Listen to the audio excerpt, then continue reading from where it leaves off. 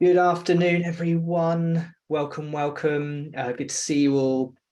I'm just going to have to deal with all of these autopilot recording requests that I'm getting through these days. So just clear them from my screen. But thank you for joining us, everyone. We've still got a few people arriving, so we'll just let them join us. Can't wait to introduce you to Selesti for today's session. Ross and Gill, who have got coming to talk to you today. But before I do, just a few things before we start. First, if anyone of the speakers' internet connections drop out at any point through the session, just bear with them. They'll be able to sort things out. They'll be able to hopefully catch up. Don't leave. We'll get it sorted, and you can we'll come back and get back on track. So fingers crossed that won't happen. It's very rare it does these days, but I always like to just pre-warn people in case that happens. Please also make sure your Zoom name's correct. I can see some of you here have just got your just got your first name, or maybe you're listed as iPhone. It'd be great to know who you are. This is like your name tag you would get in an event, so it'd be good to know who's here and who's not here today, so we can keep an eye on that. And also, it's really great for the speakers here today to see your faces. So if you could turn your videos on, so we know that there's real human beings in this room, and it's not all AI chatbots. That would be amazing. There we go, much better. We can see real human people, which is great. Thank you for that. So if we can keep those on through today's session, that just makes it much more engaging for everyone. And then the final thing, I'm just going to put all your microphones on mute. It's nothing personal, just to cut out any background noise, so we can focus on the incredible information that we're going to get sent our way today from the guys at Selesti. So they're the house rules. Still a few people joining. I'm letting those in as I go. So look, a quick introduction to me and Robot Mascot for those of you who don't know who we are. So I'm James Church. I'm the author of the best-selling book Investable Entrepreneur. I'm also the co-founder of a company called Robot Mascot. Nick is also on the call here, the founder of Robot Mascot. Maybe you give a brilliant wave, Nick, and everyone will know who you are. There he is.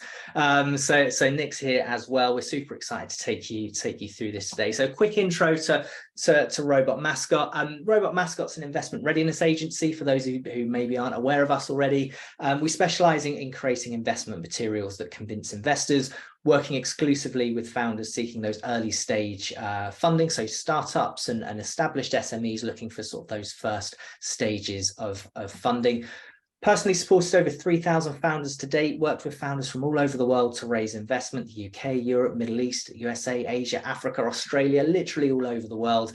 And when they apply the strategies that we employ at Robot Mascot, they become 40 times more likely to raise investment. They've raised more than 220 million to date. And all of this has led us to winning global awards for our pioneering approach, Disruptor Company of the Year at the Global Globee Awards, Business Advisor of the Year, and many more besides. And ultimately, the reason we do this, the reason we put on events like this, the reason that we work with founders is we want to see great ideas and innovations flourish. And we get so frustrated at seeing these incredible opportunities fail to have the success and the impact that they're looking for because of poor communication. So that's Robot Mascot. That's why we put on these sessions for you. Before I introduce the guys that we've got speaking for you today, Selesti, I'd like to invite you to our fundraising strategy session. So if you are thinking of raising investment over the next 6 to 12 months, feel free to come and join us on this 90-minute strategy session where I'll talk you through that full strategy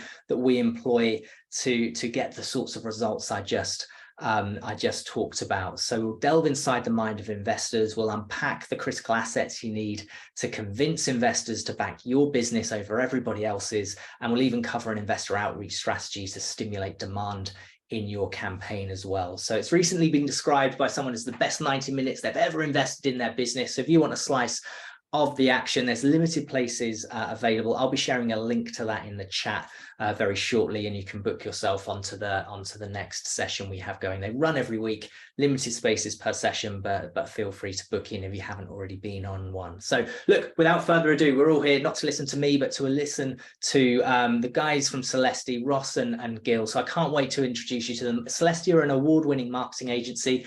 We personally work with them at Robot Mascot. We have been personally working with Ross and Gill, and they're behind the scenes, they're behind much of the content you see Robot Mascot putting out on our website. So they've got huge insights and knowledge and understanding of content marketing, and do an incredible job. So I can't wait for them to share all of their nuggets and knowledge with you through today's session. So Ross is about to share a resource they've prepared for you that you can download if you haven't already, to help guide you through today's session and take some notes. So that should be winging its way into the chat very soon. But without further ado, guys, over to you. Take it away. Thank you very much indeed, James. I'm just sharing my screen now. Hopefully everybody can see that okay. Grand. Cool. So welcome to an introduction to the marketing mindset, delivered by Selesti in partnership with our very good friends over at Robot Mascot. Thank you all so much for the time today. It's great to see so many of you here as well. Today, we're going to give you a whistle-stop tour of a state of mind that here at Selesti, we hold in every action that we take and every decision that we make when working with our clients. We're sharing this with you guys today, which we hope will aid you in the way that you view your customers, your products, and importantly, your marketing. So the webinar itself take approximately 30 minutes for us to get through, with around about 15 minutes of Q&A at the end. As James mentioned earlier, before we begin, you've all been sent early on a PDF and a PowerPoint file for the marketing funnel as an asset, but it's also been linked here in the chat. Have this ready, as there'll be opportunities as we go to make some useful notes. So without further ado, a little bit about us. I'm Ross. I'm Client Growth Director here at Selesti. My job, I oversee client relationships across all of our accounts, and I also lead on Google Analytics and data collection for all of the data enthusiasts that we've got here as well. I've got over a decade of experience in commercial account management in marketing services, and my day-to-day, I ensure the smooth delivery of projects and the exploration of innovation across our accounts.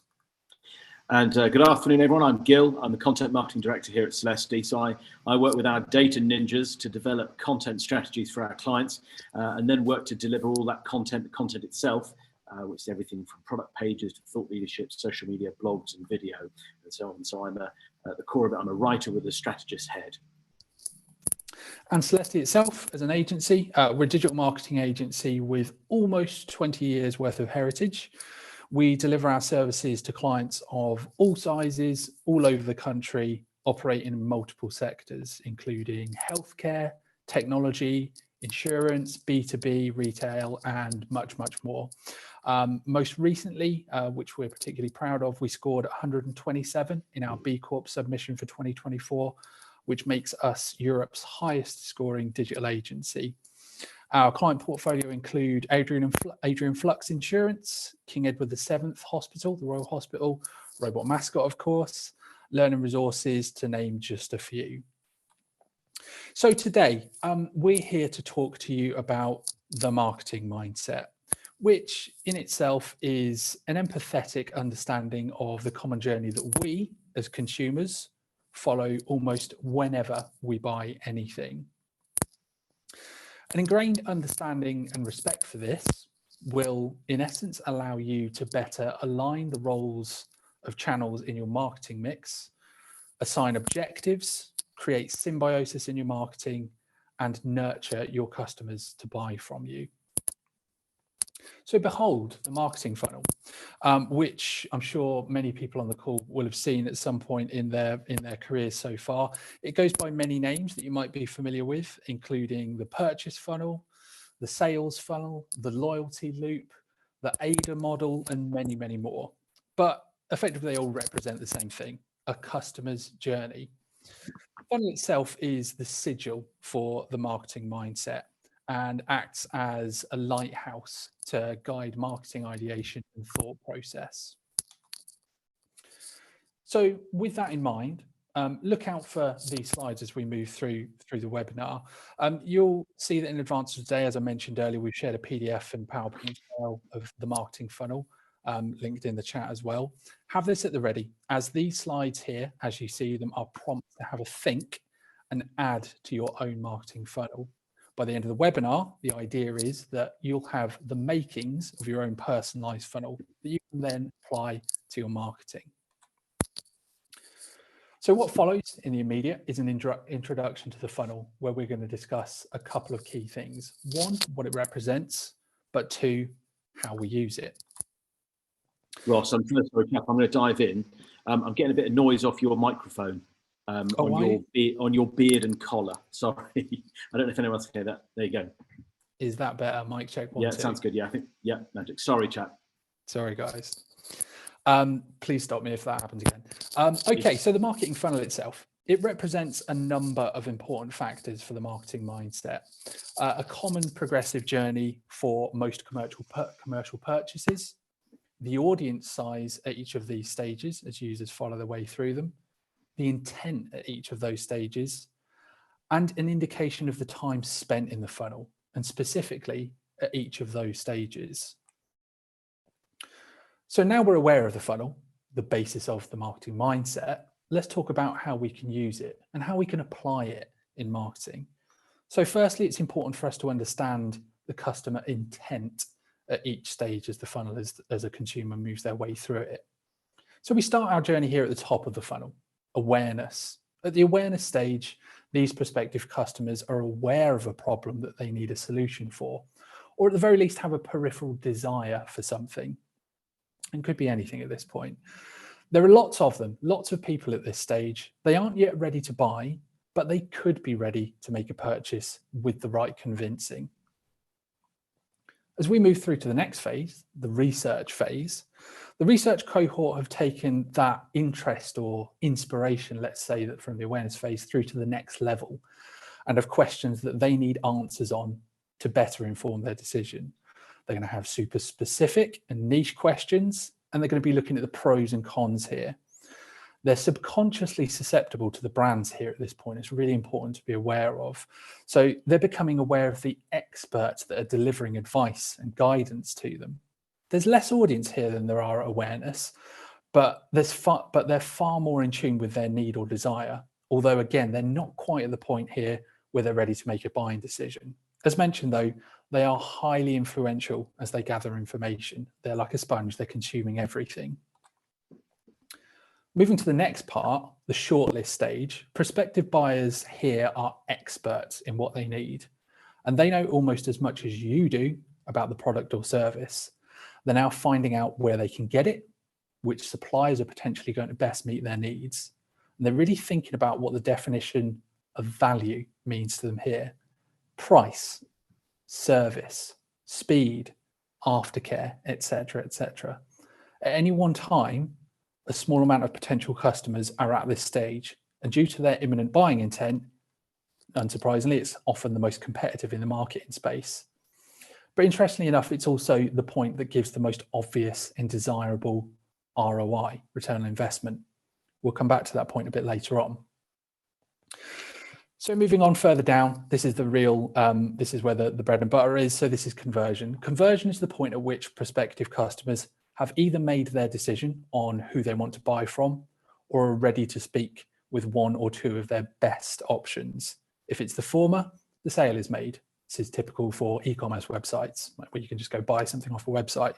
If it's the latter, whilst they might have made contact through a contact form, for example, lots of websites have those, there's most likely more selling that needs to be done from your customer service team.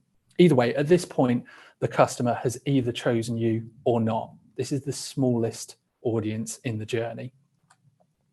And then the real interesting bit, and often the most overthought bit, which is advocacy and retention. So beyond the purchase, it's really important to know that the journey continues whether you have a product or service that you can buy from or not. After purchase, your customers may want to buy from you again, obviously, which presents opportunity if they're carefully nurtured. Either way, they definitely will be in a position to recommend you to others if you've provided what they want and excel beyond their expectations. At this very point, the funnel repeats, and subject to the buying experience you've offered your customer, they either buy again jumping in at the shortlist stage, a couple of stages above, or they recommend and add new people in at the awareness stage right at the top, and the cycle begins again. So what's really important to understand with the funnel is that we're all unique.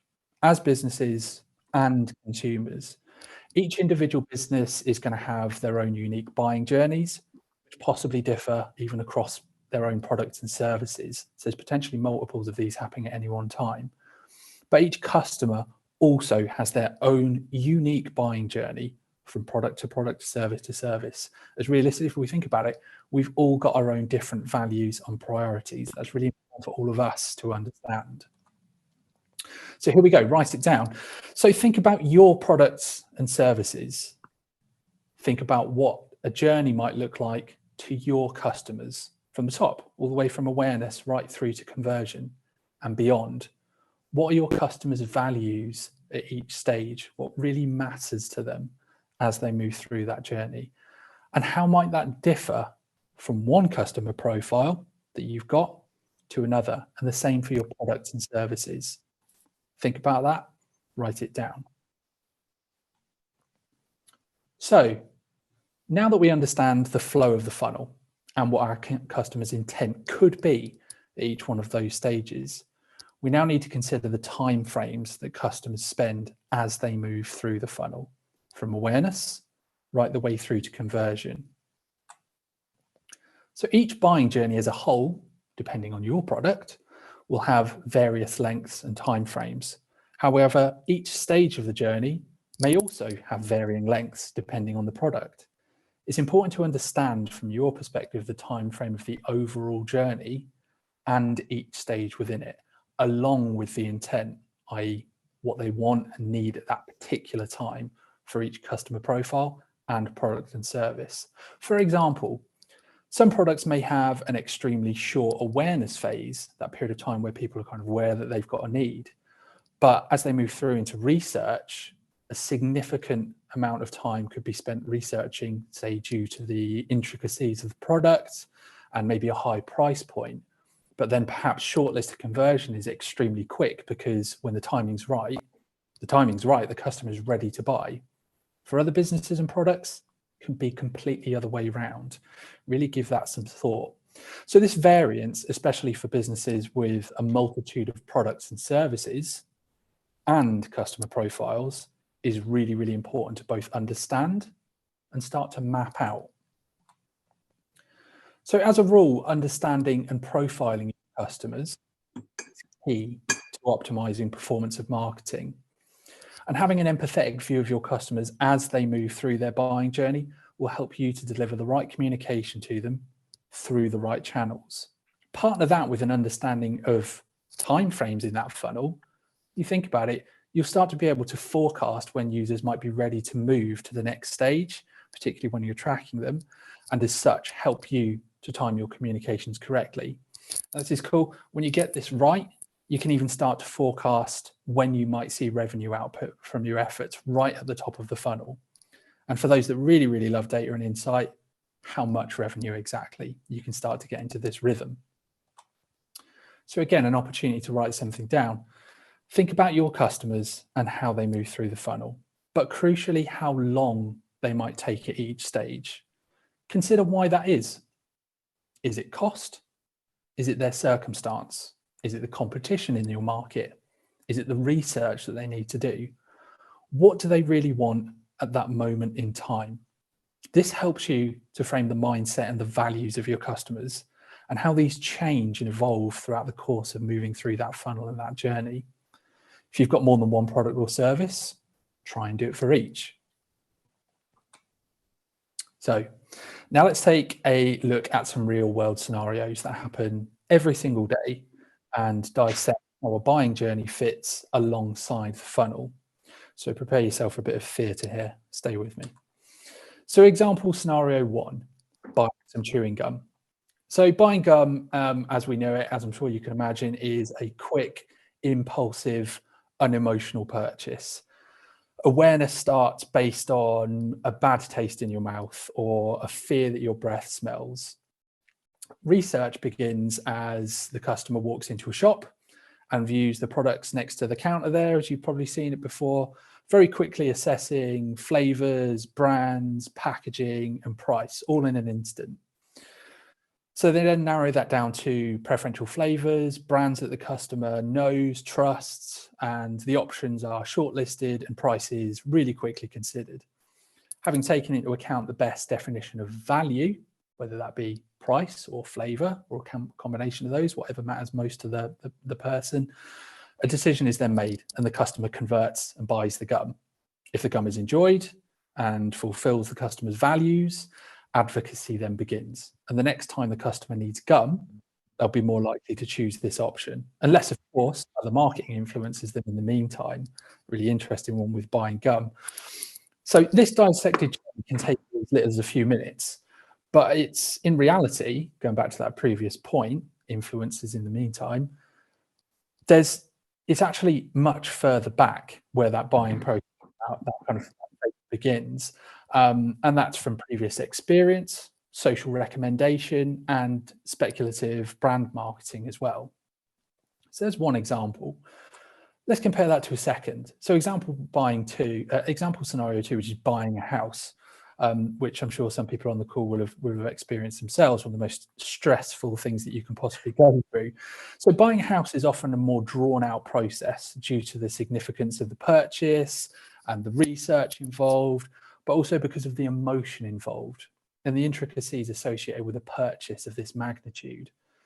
So awareness for buying a house could start at various points, including at the point one purchases another house. You could already they could already be thinking about the next.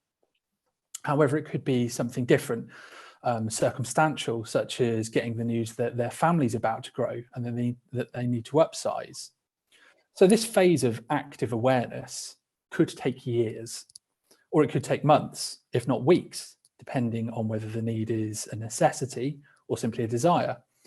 At this point, the customer may not be gathering information, but is open to inspiration. So research for a house buying, as we move into that second phase of the funnel, can cross over into the awareness phase at times, particularly if the purchase is going to be made on desire, and can be drawn out while the customer discovers and dissects their own values. So with a complex purchase such as this, buying a house, external factors can also influence the length of a buying process too, including economic situations like interest rates and even local development plans. There's a lot at play here.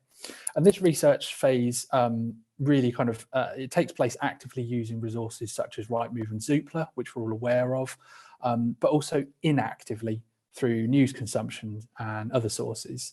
So compared with a stick of gum, naturally, we can already see this phase, but the whole journey is far more complex and volatile, depending on necessity and or a desire-based purchase.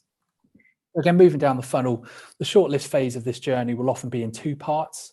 Early on, somewhere between awareness and research, where the values of the ideal house are ascertained along with price range, and then almost at the end, where the Goldilocks zone is found and the buyer finds himself in a position to make a purchase, i.e. they've had an offer accepted on their own property and their financial situation is stable, for example. So there's this kind of checklist of values, the must-haves and the nice-to-haves that are then applied based on what's on the market at the time. The final shortlist phase will be quick, transition into the next phase, which is conversion. Conversion is where offers are made and accepted in a matter of days, tailing on from what has potentially been a journey so far that spanned months. Interestingly, for some purchases, this is probably the only time that they've actually really cared about an estate agent's involvement. They've only really been looking at properties on aggregate sites until now, although will no doubt have been in touch with other parties such as solicitors, financial advisors, possibly other estate agents for their own property as well if they own one. And again, this conversion phase is super quick. But naturally, when this then begins the often stressful journey of property completion, which I'm sure several people on the call will probably be aware of, which can take months. But as far as the buying funnel goes, it then becomes a waiting game. So then moving beyond that after the house has been is completed and you've moved in and you're happy and that stress has been relieved. Retention and advocacy begins. Interestingly enough, it doesn't really apply to properties themselves here. You don't think, oh great, I'm going to buy that house again. It doesn't work that way. But rather in this particular case, this applies to various supplier involvement in the journey, estate agents that sold the property, agents that handled the buyer's property, solicitors, mortgage advisors, aggregate sites themselves, and removal companies. So without kind of talking to you too much about houses and buying gum too much, we've effectively got two very different buying journeys that we've just experienced there. And it reflects just how differently marketing needs to be to match the needs and timeframes of the customer. So in that first example, we saw the buying a stick of gum. The final stages of the purchase is made so quickly that the most significant impact with marketing realistically is going to be made long beforehand through brand awareness and temptation. But in that second example, buying a house, there's so many different product and service providers that play a role in the buyer journey. And therefore each business, each one of those suppliers really needs to understand that intricate, the lengths of the customer journeys and the intricacies of it, and the customer's state of mind, their priorities and values, and specifically when they might need those businesses' services. So whether you sell sticks of gum or you're a mortgage advisor, understanding your customer's buying journey is integral for meeting them at the right time, in the right place, with the right messaging, and importantly, delivering the right services for those needs. So let's write it down again. So with these two examples in mind, think about your customer funnel. Where are your customers spending their time at each of those stages? At awareness, for example, what are they doing? Just thinking, subconsciously consuming news and content as they go about their day? At research, where are they looking for information? Google most likely, of course, but on what sites? What's having most impact? What are the kind of brands? And when they come near to making the decision, how do they want to do it? How do they want to reach out to you? How do they want to do the thing that you want them to do? Is it in person? Do they want to have a call first? Or do they want it to be super quick and painless online, such as an online purchase? And so once we understand all those factors that Ross has described there, the sales journey, we are nearly ready to develop our marketing strategy. What we're going to do, when we're going to do it, how we're going to do it, why it's going to work. And so to help guide this, and you can refer to your slides if you've taken the template there, to help guide this, we do need some more insights, and to gather the ones that Ross has talked about, we need to define what they need at each stage and where. And so we use this as our needs and behaviors matrix. So what do they need at each stage, and what do they do because of that need? Again, as what Ross has covered there. So you might need, you might consider values as well. So not just problems at each stage, because they're also drivers and will help to guide messaging and strategy. You know, as an example, if you need to buy a car, they need information on the best prices and pitfalls at the earliest stages. And what do they do because of that? Well, they Google it, or they go into a dealership, or they look on TikTok, probably these days. And so do that for each cell in this table. You may have multiple cells as well. There might be multiple things going on at different journey stages in the journey, particularly if you have different products. And as you fill this out, you'll no doubt be starting to have ideas about what to do at each stage, about how to message and market at each stage. And so now you need to bring all of this together into your marketing strategy. And to be perfectly honest, this process is quite sort of alchemical. It's quite magical. It's hard to sort of turn into just a methodical process. But really, all of these elements come together into your strategy. And this is because it combines brand mission, brand proposition, with audience needs. But hopefully we can give you some guidance as to how to kind of create that magic and to create your strategy. And so ask yourself at this stage, when developing the strategy, answer these questions and you'll have the bones of your strategy. So how are you going to reach and engage and convert your future customers at every stage of that sales journey? How can your brand help its customers? With what and where? And I mean, essentially, what is going to make them love you? That is what you want to do and have at the heart of your strategy. So I have a handful of examples. These are very short little versions of what will eventually become sort of 30-page, 80-page documents often, but hopefully give you an idea of the kinds of things that this will sound like, the general direction. So our strategy is to position ourselves as thought leaders within our sector. And we're going to do this by regularly creating survey-led reports and PR for brand awareness. We're going to use that to nurture our audiences over the long term, the long purchase journey, using email. The reports are going to be promoted to target audiences on social media and placed behind email capture. And email is going to be used to deliver useful insights every month until people are ready to make a purchase from us. So that's just a little unit, a sort of strategy heading into the tactics there. A second one for a bit of something different. Our strategy is to leverage our low prices to position ourselves as the best value in the sector. We're going to use advertising campaigns that are going to communicate those low prices, and that's going to be supported by blogs and thought leadership about how to make savings. So positioning ourselves as the people who can help you make savings. This content's going to go to emails across social media, and we might include price comparison posts within that. One last little example of a strategy statement might be, our strategy is to position ourselves as the helping hand in our sector. We're going to solve our audience's queries with high quality content that prompts them to use our product eventually. This helping hand messaging is going to be used in all of our advertising and comms, and we're going to use social media to find those people who need a helping hand and offer advice. So really use social media for the social part of it rather than broadcasting. And again, these are very short, but hopefully you can start to hear and think things like, yeah, that sounds like a strategy. We might do that, but we'd do it in this way. And certainly once you've filled out the matrix, I think these statements hopefully will start to present themselves as the strategy sort of coalesces. And then onto the tactics. So you have your strategy statement. Now you need to define the tactics that are going to support that strategy. So the channels, the platforms, for example, social media, email, website, PR, etc. Head back to your needs and behaviors matrix, and now add in how you're going to answer each of those needs. So you'll see an extra column here in our needs and behaviors matrix here. What is the activity and the channel you'll use to deliver? Again, you can extend this out sideways and have a column in that says messaging.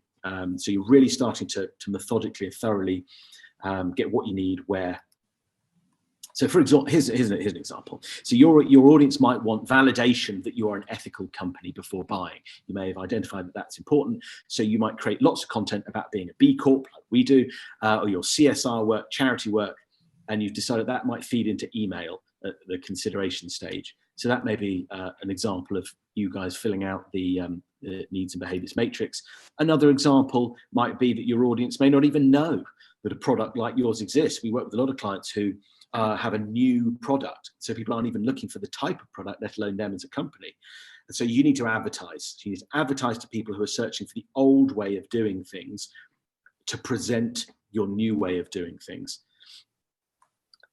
So once we've done this, we've got our strategy, we sort of know what the tactics are going to be. We'll develop this tactical mix. And again, you can see everything is mapped against that customer journey, that marketing funnel. And this ensures that your funnel has no holes in it, no gaps. You're not losing people. You can see that you're joining the dots, gathering people, helping people, driving people towards conversion. Few people are going to follow this journey specifically and directly, but it is still the best way to ensure that you are doing all that you can to ensure that people move towards conversion, towards purchase. And so again, I mean, you've got the template there. Write it down. It's ready for you guys to fill in your thoughts, your insights, what you know about your businesses. And if you have, so fill in those slides. That hopefully that will help guide that. Okay, great. So now let's talk about measuring within the marketing mindset. So with your knowledge on customer journeys, your tactical mix and your messaging, you effectively have everything you need to go after your prospective customers at all stages of the funnel. So with the right effort, you're all set for insight-led marketing success. However, to succeed beyond the plan requires measurement, interpretation, refinement, and importantly, re-execution. Considering your audiences at each stage of the funnel, they have different priorities and will react differently to marketing. And just as we map tactics to the funnel, as we've seen, we should map KPIs, key performance indicators, to the funnel too. So what is ROI, return on investment?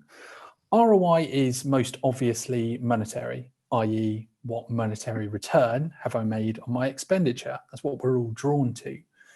So bottom of the funnel marketing, such as PPC, Google Ads, pay-per-click, as hopefully some folks may know it and have heard of it, easily lends its return on investment output to this natural draw, which is why it's such an attractive tool. As for e-commerce businesses, it can deliver directly affiliated revenue. Perfect. But to just consider ROI based on directly affiliated financial return would be naive, especially when deploying a well thought out and funnel-led marketing strategy. So ROI can and should be considered and applied at all stages of the funnel. So moving top down, as we have done throughout this presentation, awareness, measurement is a little more ongoing. And because it's more about embedding brand with potential customers, the output is around things like brand search and engagement with brand. At the research stage, as moving forward further into that, you're looking to see how well your media answers users' questions and how authoritative it is against competitors. So a really great tangible KPI here are things like newsletter signups, i.e. a route for interested users to keep hearing from you, and inadvertently a way for you to measure how successful your research funnel marketing is. Another really good one is inbound link counts, so the number of links that are coming into your website from other authoritative websites. And then, of course, domain authority itself, which is a term used in marketing, which is a score that effectively indicates the perception of your website's authority to search engines. So using those as KPIs is really useful. At shortlisting conversion, you're reaching customers as they near to making a buying decision. So depending on whether you have an online purchase or an inquiry-based conversion model, you're looking to drive either those two things, purchases or inquiries. And as I mentioned before, with the latter, your sales team take over from your marketing efforts. So sometimes there's an extra link up that needs to be made with sales and inquiries. But that's what you're looking for towards the end of the funnel, the more obvious and attractive one. And then finally, the often overlooked one, retention and advocacy. Here you're trying to realistically influence recommendation and repeat business in any efforts that you might put in. So depending on your efforts, measurement here are things like new reviews on Google or Facebook, social followers, social mentions, and then of course the obvious, repeat business. So another opportunity to write it down. So you guys think, so ROI isn't quite as simple as get me more money, as much as we're drawn to that. Think about your customer funnel and how you might reach them at each stage. But importantly, think about how they might react and engage with you. Write down how you think you might measure that. It could be things like views of my articles, or it could be form submissions from Facebook, or you could be really specific and go with traffic from the Scottish town of Kilmarnock. Anything, you can be as specific as you like. They're all really good ways of measuring ROI. So we've covered why it's important to measure, but it's important to note that accurate measurement requires the right setup and infrastructure. Otherwise, it can be both inaccurate and costly to interpret. So think about it, strategically plan your measurement just as you would and have with your customer funnel, and build a tracking plan to ensure that you know how you're going to measure each stage of the funnel. Implement, learn, and correctly configure analytical tools that will give you the accurate insight that you need. And they include things like Google Analytics, should you have heard of it, Google Tag Manager, Search Console, all market standard tools to measure activity and ROI. But take the time to interpret those results with actions, write them down, readdress your strategy if you need to, but importantly, redeploy and start the process again. Measure, set new actions, readdress, redeploy, and continue that cycle of constant perfection. And so as we draw to a close, in summary, we would just say it's essential to understand your user's purchase journey, use data and insights to understand their needs and behaviors, but at every stage of that journey, then develop a strategy from that will enable you to reach, engage, and convert audiences at each stage, driving them through. Based on that strategy and what you know, choosing tactics that will facilitate that strategy. And then, as Ross has just said, measure, review, optimize, and repeat. And so with that, we conclude our introduction to the marketing mindset. So you're now ready to develop yourself a watertight marketing strategy to drive the business growth that you desire. So thank you for your time today. I think we had about 15 minutes for questions. If anyone has any questions, I suspect they'll go in the chat. If anyone has any, oh, there's a bunch already, I think. I'm just see if anyone has any questions for us. Or I wonder if James will tell us, but I wonder if people want to, if they can ask them just on the screen. Sean Glasgow seems to have his virtual hand raised. So Sean, if you want to unmute yourself and ask a question, and then from there, look, guys, just shout out, pick their brains, try and get some knowledge to grow and scale your startup. This is your opportunity. So Sean, what's your question? Thank you. Gill, when you talked about when you started the strategy session and you said, think how the brand can serve them, this word popped in my mind because sometimes brand can be a little bit nebulous and it's like, yeah, brand experience help them. And is this really about touch points and on the journey? So do you mean, does brand play a role in driving people through the sales journey?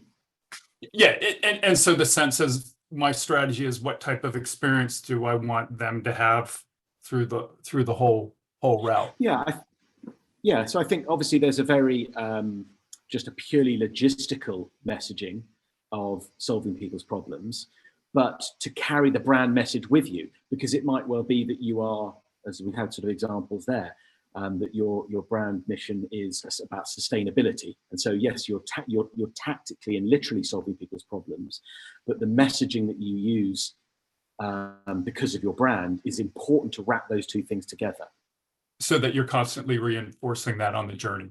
Yeah, that's it. Because it's important, because the values are important. If I want to buy ethical trainers, I want to see that message at every stage of the journey. If I'm all about value and cheap stuff, I'll want to see that at every stage of the journey, even if the literal problems that you're solving are different. The overarching thing, you need to make sure that you're communicating that at every stage. Hopefully that answers the question. Yeah, no, that makes sense. Thank you. Great stuff. Who's next? Any other questions from anyone else?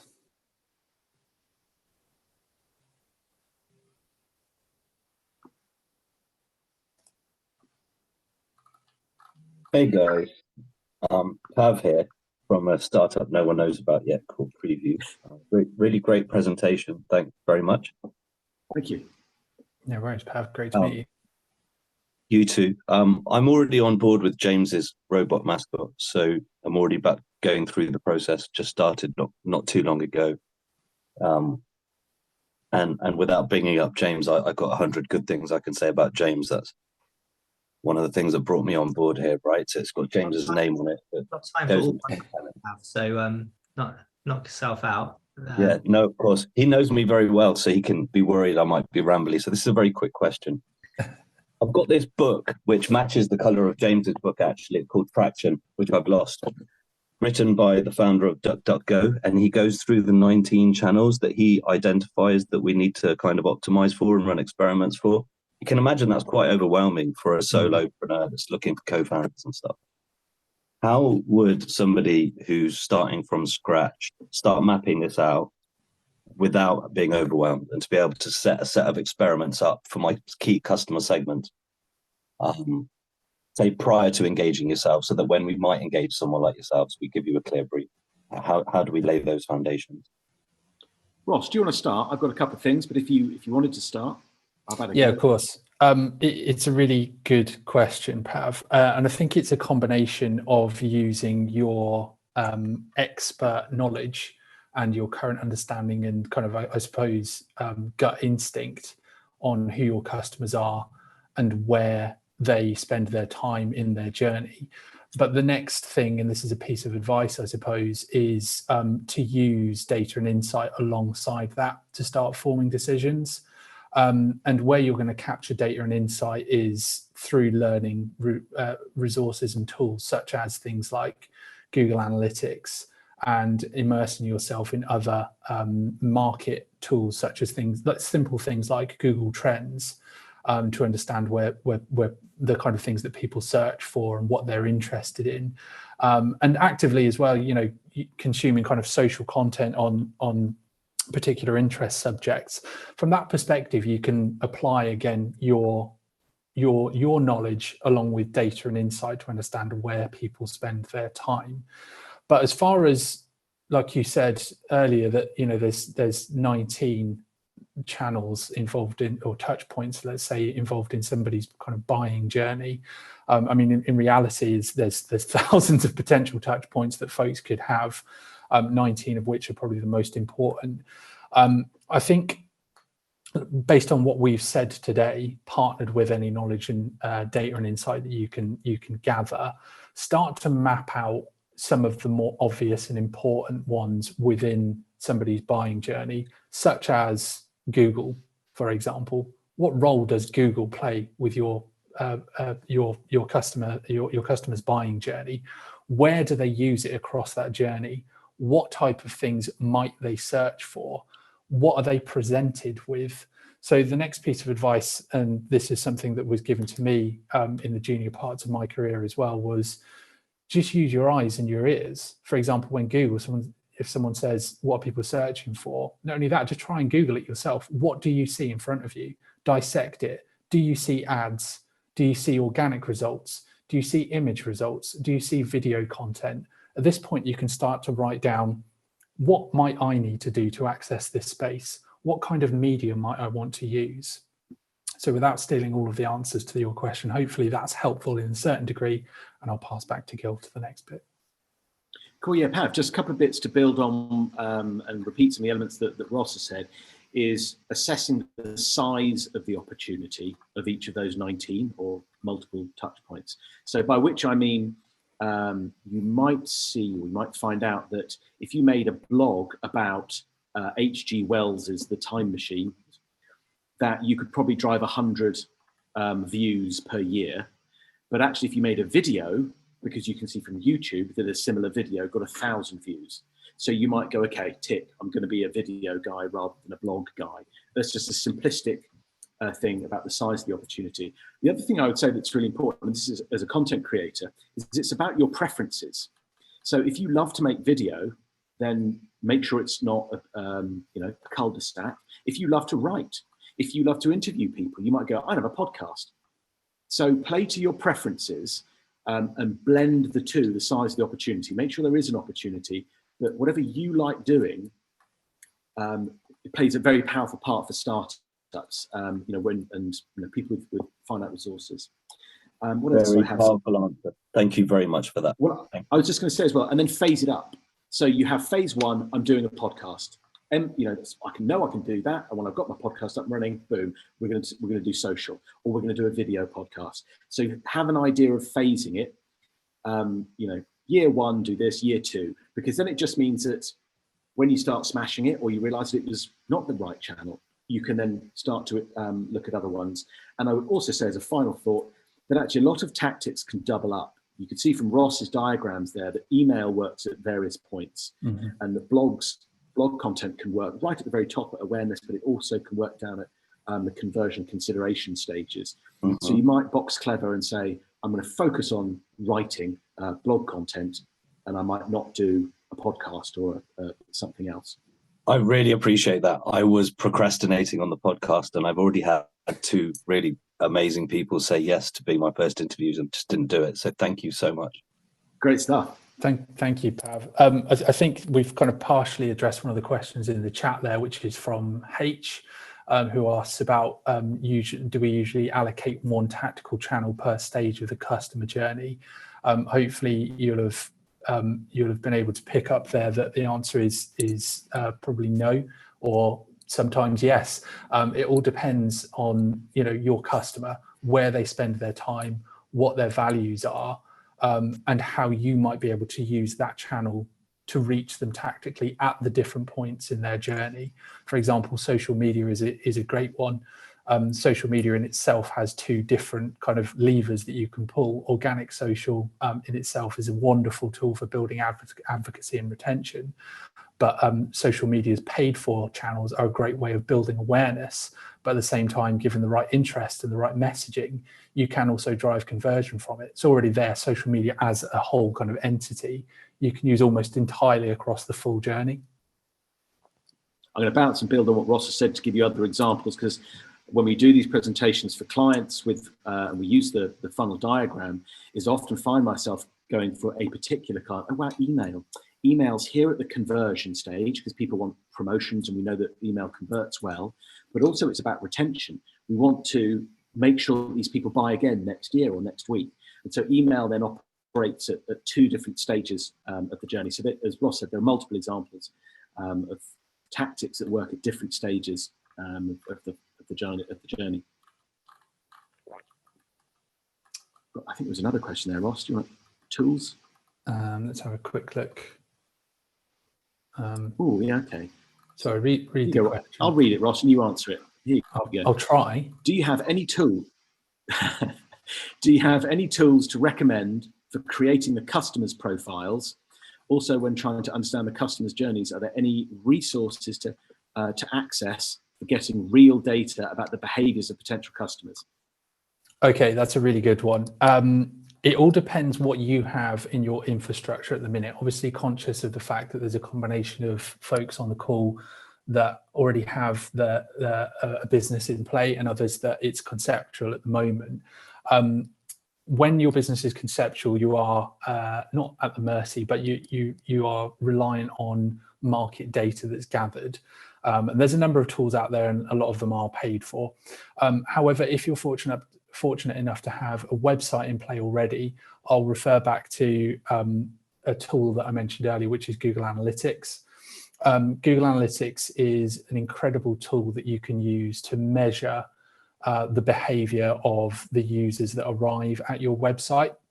From there, you can start to understand what people are most interested in, geographically where they might be based, where they're coming into your website from in terms of, whether that be social media or organic. And you can start to build out the bones of what it might of what your customer profiles might look like. Beyond that, you can start to use tools like Google Search Console, which is almost like analytics but flipped on its head. So where analytics analyzes the behavior of people when they arrive at your website, Search Console arrives the behavior of a user before they arrive at your website, specifically around search engines. What are they searching for, where your website is the answer to their questions, and how do they react to it? So you can start to profile people that way. There's a number of other tools where you can use for kind of social listening as well. Gill, you know a handful of those, don't you? I don't know if we'll pass off onto you for this point. Yeah, I had what I thought was a cool ready answer to say the most important tool for creating customer profiles is your brain. You guys will know your customers. If your product solves a bunch of problems, or maybe just one problem, and so you will know already what that customer profile starts to look like. But to give you the sensible answer that Ross was driving at there, is that there are some amazing tools. I got obsessed with these tools tools like Pulsar, Audience, but spelt with an S. These are really powerful social listening tools.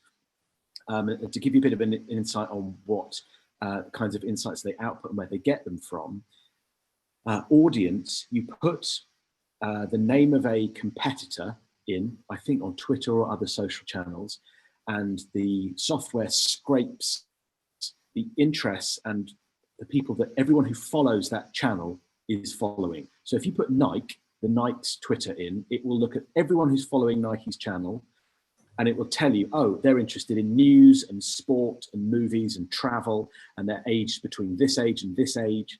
One of the things that I found really valuable for brand stuff is that it starts to make a psychological profile based on the big 5 psychological characteristics. So you can see whether people are, I mean, for the sake of simplicity, sort of on the left or the right of the political spectrum, and therefore, do they want sort of soft and sustainability messaging, or do they want practical freedom messaging? So there are super powerful tools out there. That was Audience, I think I was describing, but there are others. They're quite expensive, but what you get out the other side is really fantastic. Do you know what, if anyone wants any of this stuff, ping me a note. I've got some examples that I can share with you directly from past clients if you promise not to share it on. And that just leads me probably to the next point. I think we've come to the end of the 15 minutes now. But also, if anybody is interested in us getting in touch with them afterwards, they want to continue the conversation, we want to talk about anything else, just drop a number 1 in the chat here. And I think hopefully our good friends at Robot Mascot should be able to collate that for us, and we can get in touch with you in due course. So yeah, I appreciate there's a few more questions in the chat, but thanks everybody for your time. I shall pass back to James now to conclude for us. Amazing, lovely. Thank you so much, Ross and Gill, for such an incredible session. I'm sure you all learned a huge amount for you to apply to your own businesses. So look, thanks ever so much for joining us. As I mentioned at the start, if you are thinking of raising investment, then feel free to join me on a fundraising strategy session in a later date. You can go to the website, you can book yourself in on one of those.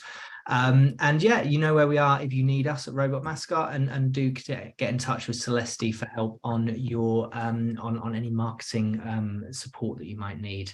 So thank you very much. Let's give a virtual round of applause to the guys at Selesti for joining us, and good luck with your startups, good luck with your ventures, and see you at a session very soon. All the best. Bye. Thanks everyone. Take care.